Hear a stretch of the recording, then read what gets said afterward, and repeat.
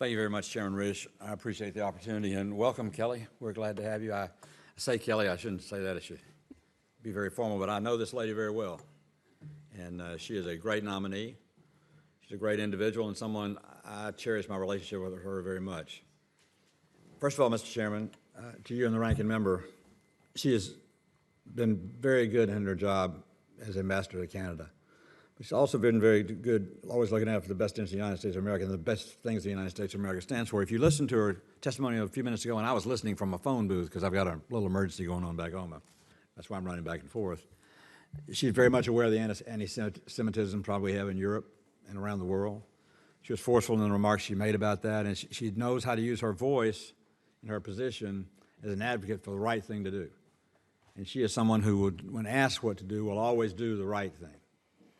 And I think that's the kind of person you're looking for in this job. I was one of the two people that nominated Samantha Power when Barack Obama appointed her UN ambassador. And I did it in this room right here.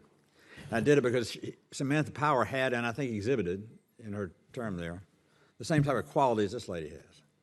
And if you got that kind of continuation of representation in the United Nations, which is a unique organization to start with, then you need to take advantage of that experience and that ability. Now, I didn't hear that. I'm probably doing something wrong in the testimony, and I apologize for this. There's a chart over there, a lot of red squares on it. Would you tell me what that is behind Mr. Cardin? Those are absences from post. What kind of absences?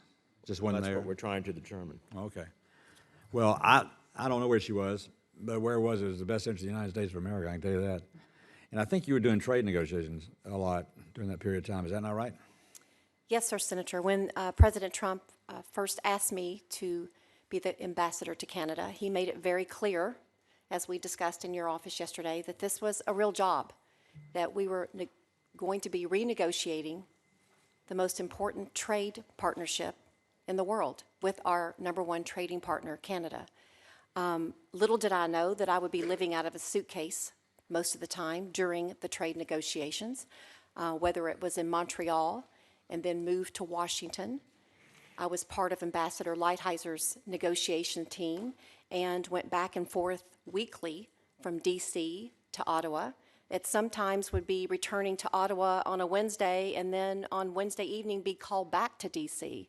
You know, I took the oath of office understanding that this job was 24/7, and I intended to make certain that I was going to be representing the American people at the table for the NAFTA negotiations. And you know, it was very important to Robert Lighthizer, as he is our USTR trade negotiator, that he have a team that was looking after the best interest of not only our country, but of the relationship that we have with our #1 trade partner. And everything I can understand about that, did an outstanding job doing that, and everybody appreciates what you did. And do you think a UN ambassador is any busier than a United States senator?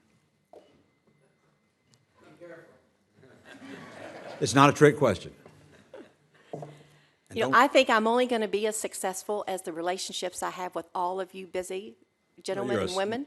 I'm looking forward to learning more about your priorities so that I can just be just as busy. Well, I just want all the members to think about this on the question of absences.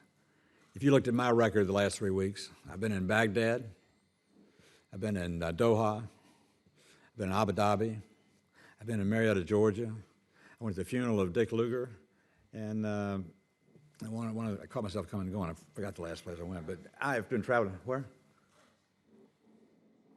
France. That's correct, with Mr. Cardin.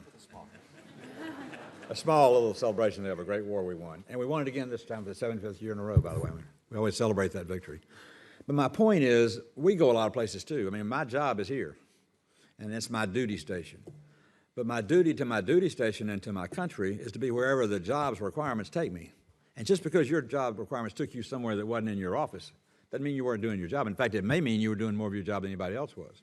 You show me somebody's always sitting in their office, and I'll show you somebody's not doing much. And so I just wanted to bring that up. We didn't practice that.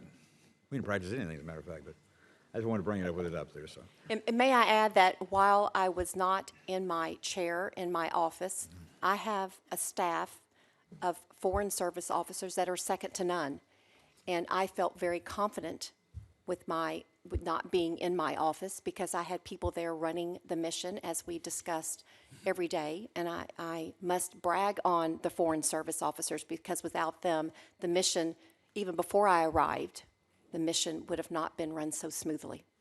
Just two things, but I took too much of my own time, and I apologize, Mr. Chairman, but I'd like to unanimous consent that the letter from Gordon Giffen, the United States Ambassador to Canada, be submitted for the record. I think the chairman read from that letter. It'll be submitted. And I just want to thank you very much, and I'm sorry I went off track a little bit, but I think it's very important when we've got somebody representing us in the United Nations, they be an engaged person who believes in the things we believe as Americans, and we'll work hard to get that done. I think Samantha Power did that. I know you'll do it, and I'm proud to support you. Thank you, Senator Isakson.